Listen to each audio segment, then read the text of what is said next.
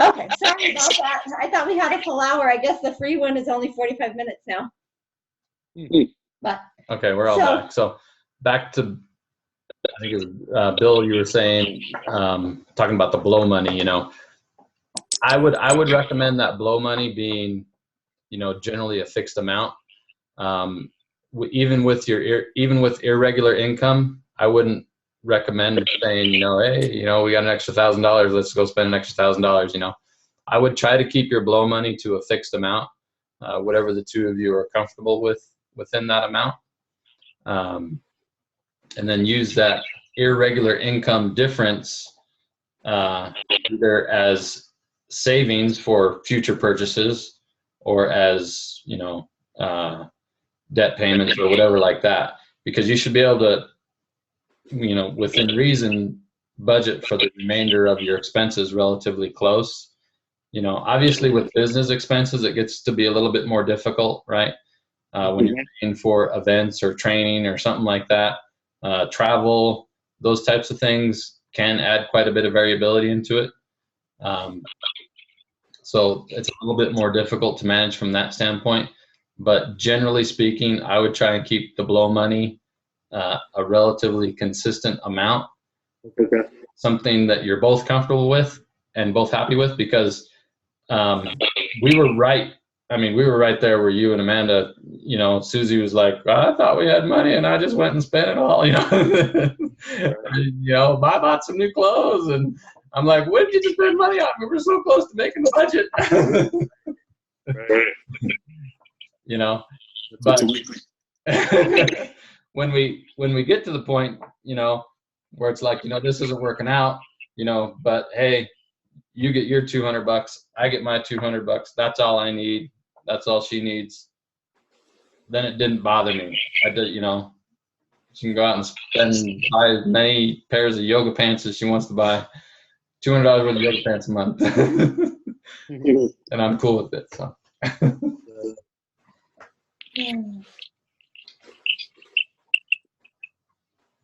Any other questions? And so Amanda and Bill, did we get to, because you were just starting to share with what the frustration was, did we address that, or?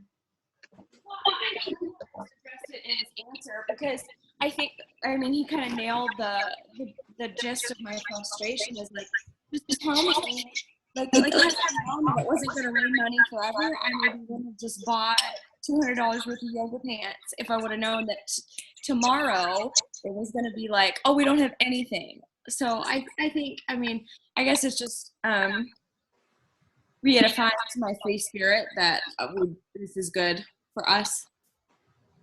And Amanda, that blow money, it works really well. I know you don't want to do your cash for everything, but your blow money, that's, for me, I go get my $200 and, it's really easy to track. You don't have to do much to track it. Yeah. Well, and we don't even worry about tracking it. She gets her $200 and I don't need to see the expenses. I don't need to see I don't care about the receipts anymore. She's got her $200 and it's her money. So, how do I phrase it? Like I typically think, like in Quicken, you have to document your receipts and document every expenditure that you do. But so you're saying with the blow money, it's just you allocate it in, say, Quicken or whatever. It's just blow money. Yep. And you don't have to document every little purchase she does with it. Nope. However, she can't spend it on Inspired Fitness expenses. On what? Her business expenses. Oh, right. It has to, it's her personal blow money. So, in Quicken, it just shows up as $200 Susie spending, and that's it. Okay. Right. Gotcha. Now, her business expenses have to be separate from that because they are tracked separately because they're for tax purposes and whatnot. We're managing. Which we have all that set up. We have all that set up with I have online Quicken that everything's connected to the bank and it's connected with my CPA, and that's all documented with online QuickBooks. So that's the business side of it's all pretty organized. Right. So, anyway. Which is a good thing, Yeah. because I've seen lots of messes. Yeah, our CCA got us all set up on that, and he has access to that. So when it comes to tax time, it's just he just goes on and pulls it all. Yep. Well, because I think too, one of the mistakes that people make when they're just a sole proprietor in the beginning is just commingling all that money together. Yeah, And that that's, was difficult. Yeah, it gets We kind of, used to- you know, as you get bigger, it gets to be a headache to try to sort it all back out. Yeah. yeah, we used to do that a couple years ago. Yeah. Okay. What about you, Jess? How you guys doing? I started it, but I was anxious for this call so I could really get an idea of how to do things. So my biggest question was like my Beachbody earnings. So this has been helpful. Yeah. Okay. Well, good. Anything else you guys have questions on, or is everybody super sleepy now? Well, no, I feel a lot better now that I had this Excel program, because I was like, I don't want to say stressing about how I was going to tackle this task that we had to do, but this I don't know, it's a lot of stress relief. Knowing that I have this. Good. And I'm sure Amanda will help you. No, Amanda will not help. By bringing coffee and giving Well, little shoulder rubs. And I anticipate what's going to happen is I'm probably going to have to do all the initial number crunching and number installation. yeah. But as was it what's the guy's name? Ramsey. Dave Ramsey. We're going to sit together and agree the numbers, I guess. Yeah, I'm gonna let Bill just say, hey, here's kind of what we've been doing. Wow. It's certainly, I'm going to say, here's the budget, and you're going to bring me coffee. No, I because know. at some point, you're going to be like, you're not going to like it. Yeah, no, I didn't say that. I said like, I'm thinking like Bill's probably gonna pretty much put the numbers together. Like, here's what we've been doing. Here's roughly where we're at, and then I'll say, yes, no, yes, no. Oh, you're the approval person. Yeah. Is that what that The stamp. That's how it works, right, Susie? That's right. And then you're going to pinky swear, right? Is that what he said? Yeah, you swear. And you're going to come back later and say, that's not what I approved. Or what was I thinking? Yeah, there we go. That's even better. Yeah. I changed my mind. Change that number. I don't remember approving that. Yeah. Well, I think everybody is doing fantastic. I am so happy with how the group is going. I know this is not easy stuff, Mhm.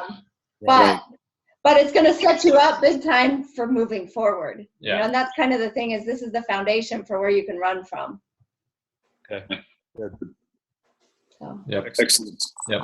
Yeah. And, you know, it's important that, you know, obviously everybody stays as engaged as possible because, you know, there's countless numbers of stories out there where, you know, one individual didn't want to engage as part of the couple and was clueless as to what's going on, and it just didn't end very nice. So it's important that we both understand, you know, what's going on with our incomes and our expenses, what we're putting away as far as savings and retirement.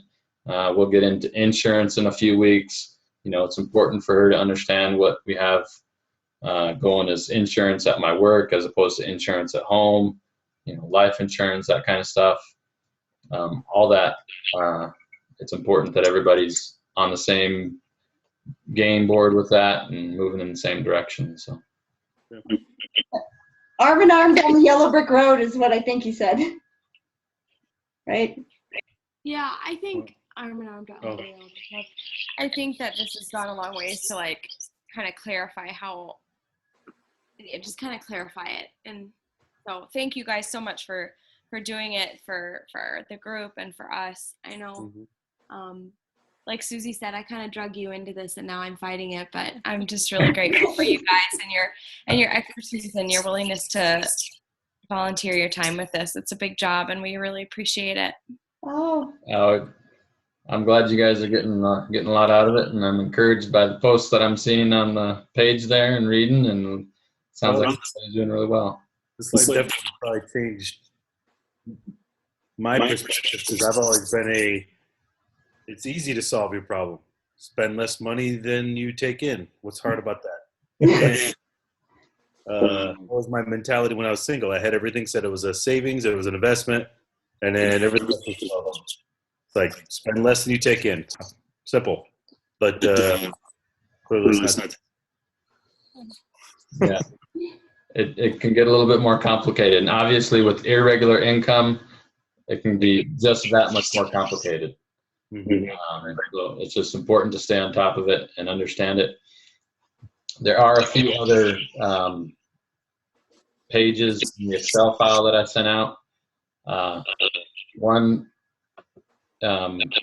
is just an income sources. If you have, say some unusual income sources, you can kind of document them on this page. Your irregular. Would you suggest doing that even if you don't like count on them? Like Bill gets disability, but he uses it to pay like his personal trainer, and technically we're supposed to get child support. Sometimes I do, sometimes I don't. Like, should we really and truly track that or not? You should. I would put it on the table so that you know it's there, it's available. Now you may not include it in your budget if it's not, like child support or alimony. We may or may not ever get it, right? Now you're supposed to get whatever it is, $500 a month or pay period or whatever. I would fill this out just so that the two of you are on board with what is out there. Yeah. Whether it comes in or not, you don't necessarily deal with that. But irregular income, you probably won't have this many lines, but obviously Beachbody, commission payment, irregular income.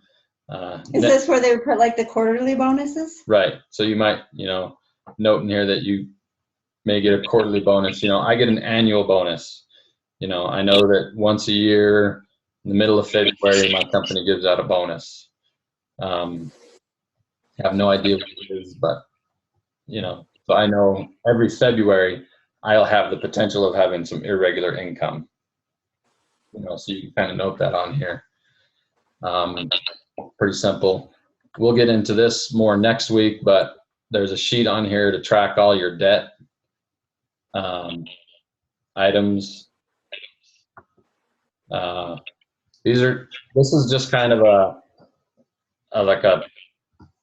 to help you think about what I guess you could call these irregular expenses if you have irregular incomes. This is stuff that you may or may not have on a monthly regular basis, but you may need to be planning for on a monthly basis. Okay. So, real estate taxes, in Colorado, your real estate taxes are paid twice a year. Homeowners insurance is paid once a year. If you want to plan for some big improvement or new furniture or something on here, you can kind of lay it out on this sheet and say, hey, we're going to set aside this much money each month, for that item, clothing, tuition, whatever it may be. Consumer equity. This is kind of a balance sheet. FPU doesn't really go over this anymore, but it's just kind of a personal balance sheet. What are your total assets compared to your total debt to give you what your total net worth is. In the older version, he used to refer to this as the millionaire sheet because you would go down through this, and as soon as this number here hit $1 million, you were a millionaire. So, but he doesn't really use this sheet anymore in the new FPU, but I still have it included.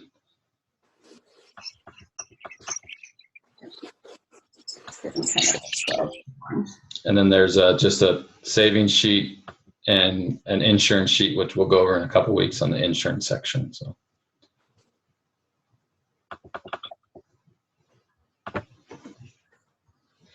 Any other questions? I think it's getting late for this many numbers. Susie told me I'm putting everybody to sleep, so. I told him I was going to take his screen share away if everybody started to glaze over, and we were going to go back to faces. Oh, I'm good. we good? Yep. Well, you guys are doing great. Thank you so much. Yeah, thank you for hopping on. I know it's really late. So if there's not anything else, we can let you go, but we can do this as often as needed. I didn't want to make it a regular thing because everybody has so much that you already have to do.